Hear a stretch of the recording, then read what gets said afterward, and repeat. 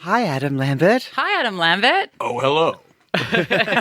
This is our podcast called Brenda, call me. And basically, Vanity and I just sit here like gasbagging and talking shit, and lots of people tune in around the world and listen to it. So welcome. Hi. Hi. You're our first guest ever. Really? Yeah. Yeah, it's you. You say that to all the baby. boys, don't you? I mean, I do. But She can't say that. She's not said that for a long time. in a recent survey, 30% of straight identifying men who were surveyed when asked if they would sleep with me said yes. And the other 70% said, what? Again?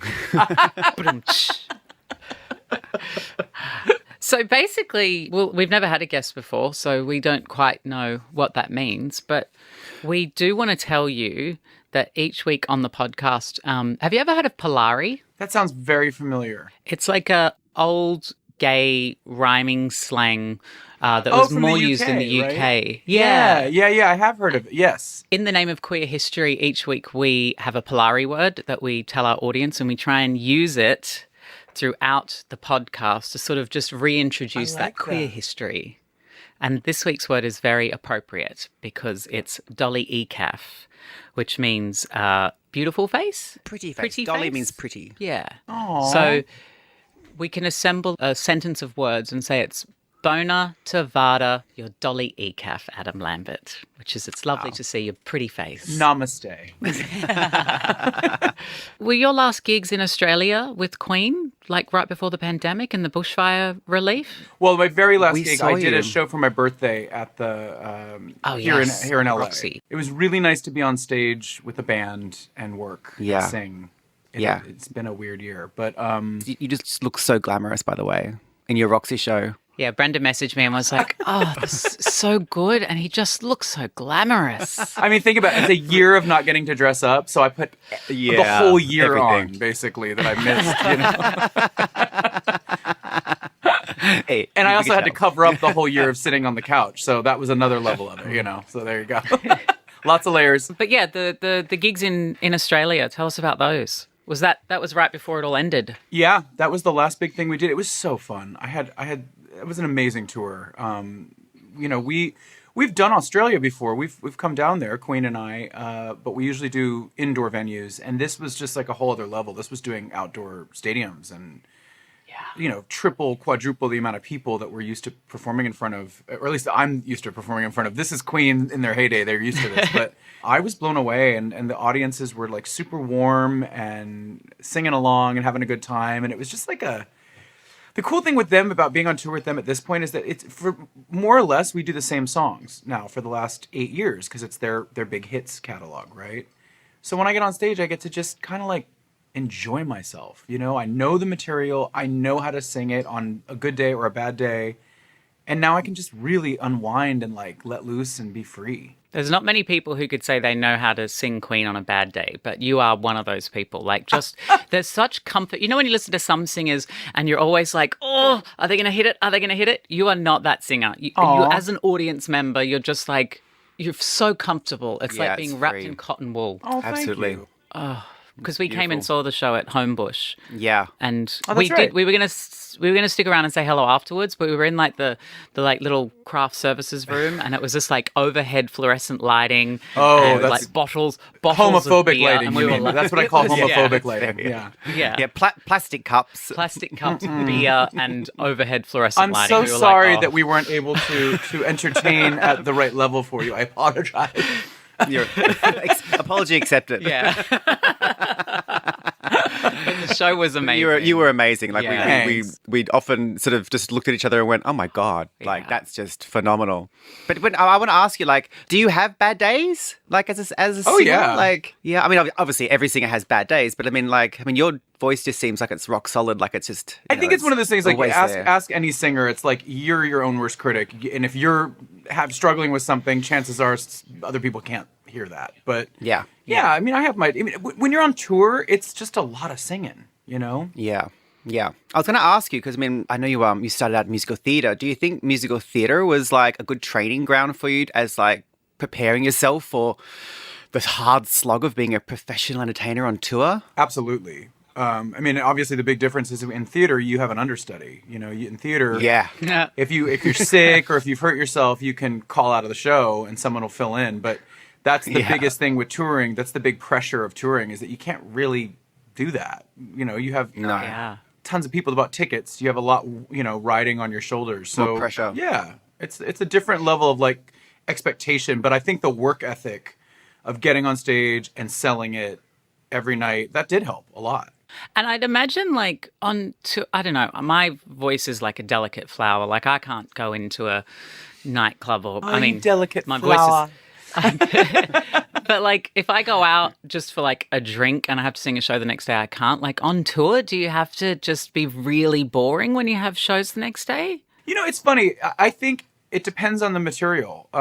Queen is rock and roll. It's loud as hell. I mean, Brian May's guitars are loud. It's big. Yeah. It's over the top. It's not the type of thing that very rarely in a Queen set am I singing like really, really pretty and little, like light and like, and I find that when I'm tired, the first thing to go is the soft, pretty stuff. You know what I mean? But I can definitely still like push through the big stuff, even if I'm vocally tired. So I guess it just depends. If I was doing a solo show of like ballads and stuff, I would probably be, more of a nun about what I did after or before the show. A nun? A bit of a nun. There are many things that I know you are, and a nun is not one of them, Adam. Exactly. Hence my sound. So you're writing a musical at the moment. Is I that true? I am. Tell us about that. I am so excited. That's actually what I've been spending the majority of my time creating since I've been home. When the pandemic hit, it took me like a month and a half to sort of like get over the shock of everything being canceled because, I put an album out like a week or two before everything got shut down. So like all of my touring plans, promotional plans, everything that we had planned was like, okay, never mind. So I had to I kind of had to just like get, my bearings after that. And then I was like, okay. And, I have an amazing manager and two managers and a team that were like, okay, stop feeling sorry for yourself, get off your ass, do something. And I just like bought all this equipment. I bought a computer and recording equipment and a microphone. And I taught myself how to use Logic to start creating my own stuff on my own terms, which has been unbelievable. And then with this musical, I got paired up with amazing songwriters. So I'm approaching it sort of like a pop album, but it's still a musical. Mm-hmm. And I can't say too much right now because it's like we haven't really announced what it is or how it's going to be. But I'm collaborating with some great people, I can tell you that. Oh, exciting. Any hints on what the theme of the musical is or what it's about? It's, by the way, they've already done a Queen musical, so you can't do that. Yeah, it's not a Queen musical. It definitely is rock and roll though. Cool. Musically, it's pretty diverse, but it's a life story of somebody that is an actual person, and it's not me. Ooh. And it takes place. The majority of the story takes place in the 70s. Okay. Oh, exciting. Rock and roll, 70s. Period piece. That sounds fun. Great hair. Oh, yeah. If you need someone for wigs, Vanity's the place to go. Actually, you've worn a Wigs by Vanity before. I'm sure for I one have. of your Halloween parties. Oh, yeah, you let me that brown... wig. You let me the wig when I was the werewolf. Yes.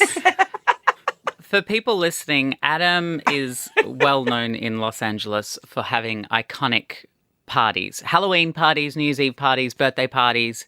Yeah, I remember I think that might have been the first one. It was maybe at the Mondrian, somewhere on Sunset. I remember you as a werewolf. I think that was at Bootsy Bellows. Oh, Bootsy Bellows. Yeah. Had some fun times there. Oh, yeah. On behalf of Feel Something Foundation, you're curating a musical performance for Stonewall Day on June 6th, which sounds very exciting. It's going to be like a big virtual sort of queer Live Aid. Is that a fair statement? Sure. I like that. Yeah. I mean, it's, and fingers crossed everything is going to, go as according to plan. I think by that point, things will be opening up and rules will be easing.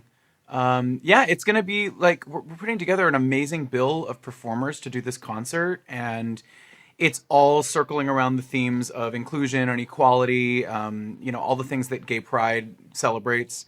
And then at Stonewall, which, as most people know, I mean, I know you two know, but for those of you at home that don't know, Stonewall in 1969 in New York was sort of it's widely considered like the birthplace of the gay civil rights movement. It was this riot that happened.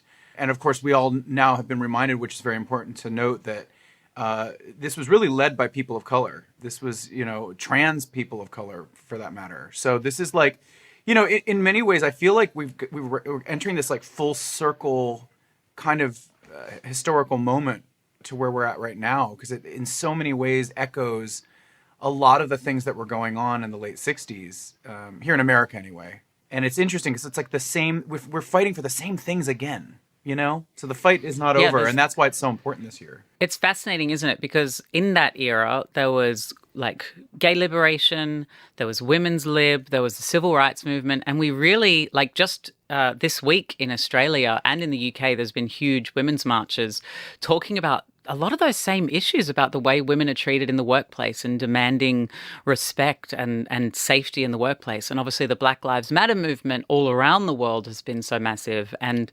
marriage equality has slowly been passing, and different laws in countries where it hasn't been legal to be queer have been, being overturned. And it's kind of wild to think that 60, 70, 80, 90, 2000, 60 years later, that it's kind of all happening again. Is there I bet there's people who study this about cycles of things, or maybe a revival. Yeah. Well, I mean, and they always say later. that the pendulum, it swings back and forth, and you can make progress, and then it goes backwards, and then it goes way forward, and then it goes. I mean, hopefully at some point we'll find that the pendulum isn't swinging as wide. That it's chilling out a little bit, but right now there's a lot of change that needs to be made, and I think a lot of it's generational. I think a lot of the younger kids that are coming up, they have a really great idea of where we could be or where we could head, and I think a lot of the resistance comes from people from another time, or that subscribe to beliefs of another time. They haven't really they haven't updated their software yet. Yeah, very that. You're someone who's been so visible. For us, growing up and looking at pop culture around us, there's very few examples of men who were anything other than, boring. And you were one of the few people who had some color, had some glamour, had some glitter. It was you, Jake Shears, Elton John, obviously of different generations. Yeah, different generations, yeah. Yeah. But who else was there of this generation that had a little sparkle apart from you? So thank you for being that visible, sparkly gem. You said some glitter. I was like, some glitter. Some glitter. I had all the glitter. You did have all the glitter. You do have all the glitter. And normalizing makeup for men as well. I love that. I love that you're just so proud to sort of have a full face on your Dolly ECAS. Yeah, but it's so interesting right now. All these things, I'm like, shoot, was I 10 years early on some of this stuff? All the stuff, we used to, I remember the media were guy liner. I'm like, that's so silly. You know what I mean? And they don't, that's not the current situation. Now it's just sort of do what you feel. If you feel glamorous, or if you feel expressing your feminine side, do it. It's so free. It's wonderful. I'm really excited for where we're all headed. Was there ever a time in the beginning where you weren't allowed to do that? Allowed? Did you ever feel that, well, not allowed, well, that you were discouraged from being so feminine and so out and gay and flamboyant? I think maybe in certain coded language, maybe, but it was never after Idol, there was never a moment where someone said, you look crazy, don't wear makeup. It was never that blatant. Yeah. But I suppose looking back in hindsight, it's kind of clear now where the pushback was and where the disconnect happened and things like that. But it's amazing to look back now too and see where the connection kind of forged itself, permanently. I meet people now. I meet people in the music industry or fans that are much younger than me that recall, being in fourth grade when they saw me on the TV, which also makes me feel really old. Same. But it's beautiful because the way that they remember it is really exciting. And that was a chapter that's over, and now I'm on to a new chapter. But I don't know. I'm just really excited to see what happens next. Yeah, I just love seeing young people. You didn't even say young boys or girls, because it's just young people experimenting and anything's possible. Yeah, no rules. It's so nice. What I think too. The other thing is, it's there's names now for things that there weren't names for when I was coming up. So Yeah. it's really interesting because, like, you know, I think back on like when I was in my early 20s and like sort of finding myself and going out. And I remember going to like, there was a club in LA called Miss Kitty's. And it was right up the street from my apartment. It was a place called the Dragonfly. And Friday nights, it was this club, the night called Miss Kitty's. And it was like a completely alternative club. I mean, they had everybody and everything in between there. There were like dominatrixes, there were trans people, there were gays, straights, bis. It wasn't one thing. And in LA, that's kind of hard to come by because LA tends to kind of homogenize itself a lot, especially, you know, 15 years ago. It was like, even the gay clubs, like all the guys looked kind of the same. Everyone was wearing a white t-shirt. You know what I mean? Like, it's just, there wasn't a lot of expression. So I used to like put on my giant glitter platforms and go like, you know, pounding up the pavement to this club on Friday nights alone. I would just go by myself in full fucking club kid glam because it was the place I could go do that. And I remember like meeting people there and just seeing things there that were so eye-opening. And it filled me with such a sense of wonder. I was like, who is that? What are they about? And I was so curious when I was there. And I think I see a lot of those same types of questions being answered or explored right now, but now it's done in the media. Now it's done in like a big open national forum or international forum. Yeah. You know? And was this before sort of your TV fame era? Oh yeah, this is probably like 2004, 2005. Right. So a lot of that would have informed like your fashion and your glam. I mean, I think I always gravitated towards all that because in the theater world, like, you know, I love being around performers, and there are definitely theater people that are like super free and super out there, you know. But there's also a lot of theater people that are kind of terrified of all that are kind of almost as conservative as non-theater people. Yeah. So it was funny because I kept kind of running into situations where I would like go to an audition or be at a rehearsal and I would have like nail polish on and maybe some eyeliner from the night before or whatever. And in my mind, I'm like, oh, it's all rock and roll. But I was, you know, I was doing a production and I remember the director came up to me. He's like, you know, tomorrow, can you like not come in with the makeup on and the nail polish? I was like, but this isn't dress rehearsal. This is like week 2. We're just learning the music. Like, yeah, wow. What? And he was like, well, it's just you know, your character's supposed to be the, you know, really, you know, he's, you know, and he like wouldn't say it, but he wanted to say it. And I'm like, what, straight? And I'm like, you know, it was that's the kind of stuff that I ran into in the theater. So, you know. Yeah. Well, I think as well in the arts, even in the theater, which is probably like the most flamboyant of like whether it's like acting or like film and television acting, even in the theater, I remember when I was 18 and I moved to Sydney because I wanted to like go to the National Institute of Dramatic Arts, and I had this idea that I had to like pretend that I had never done drag. I had to pretend that I was straight. Like, can you imagine me trying to pretend any of those things? Like, it just is not accurate. And just so that I could be an actor. And that was, I mean, it was 20 years ago, but it was only 20 years ago.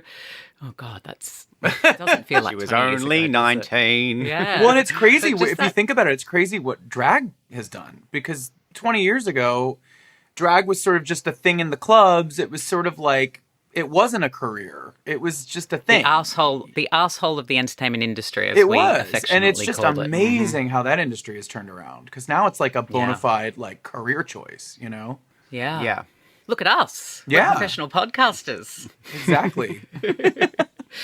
But think about Drag Race. Like, I mean, what is that? You know, everybody that's been on Drag Race, like, you have like a full-on career all year round now. You know what I mean? It's wild. Even in pandemics. Yeah. We've got digital gigs and, you know, brand endorsements with like big brands. Yeah. I was just doing a thing today for In the Heights, the movie, the Lin-Manuel Miranda movie that's coming out.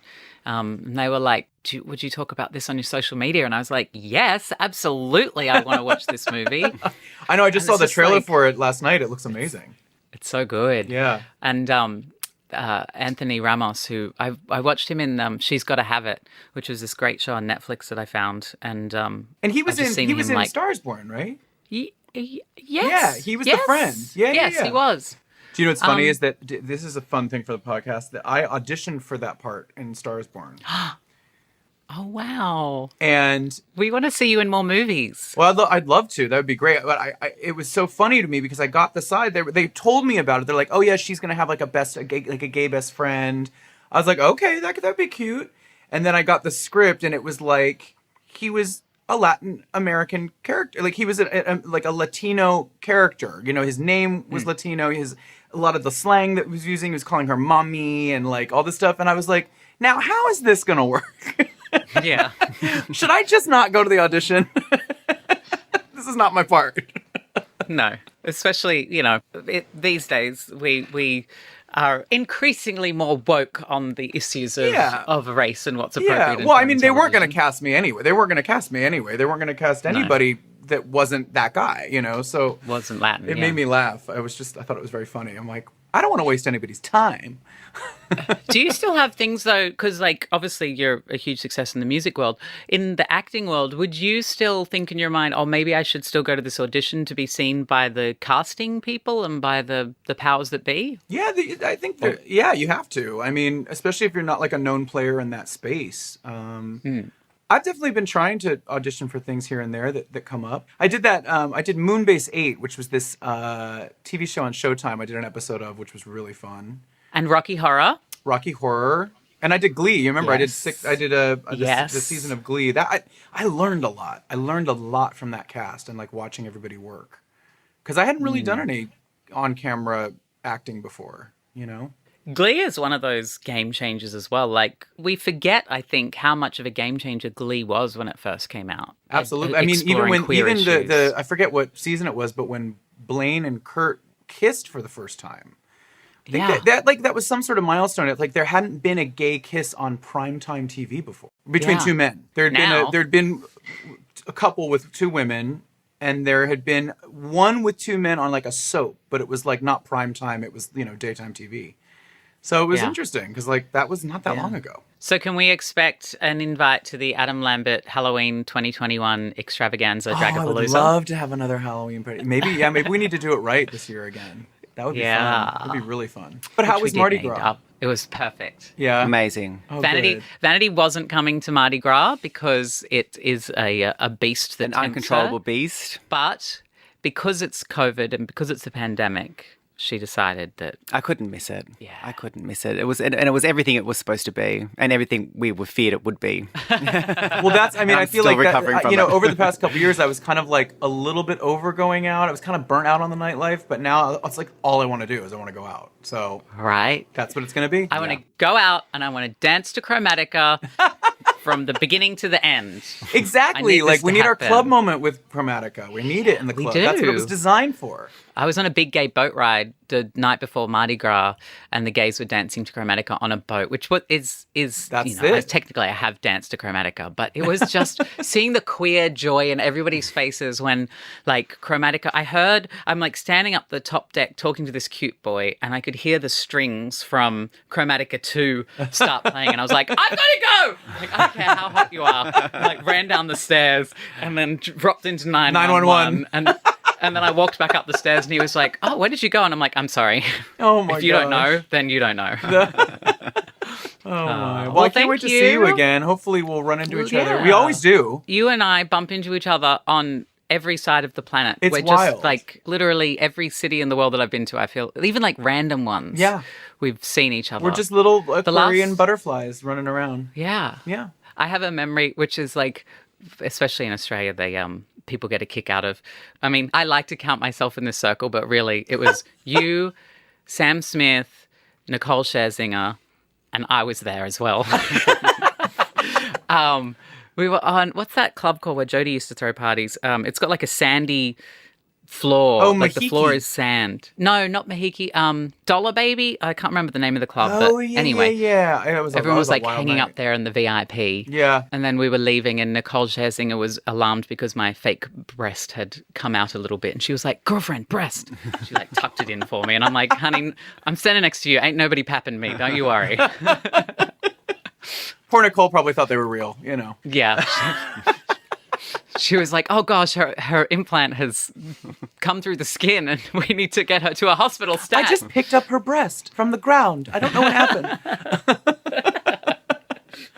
Well, it was nice to talk to you both. Well, thank you for talking to us. We love you lots. Of course. Thanks, Adam. Mwah. Mwah. Mwah. Bye. Talk to you soon. Bye.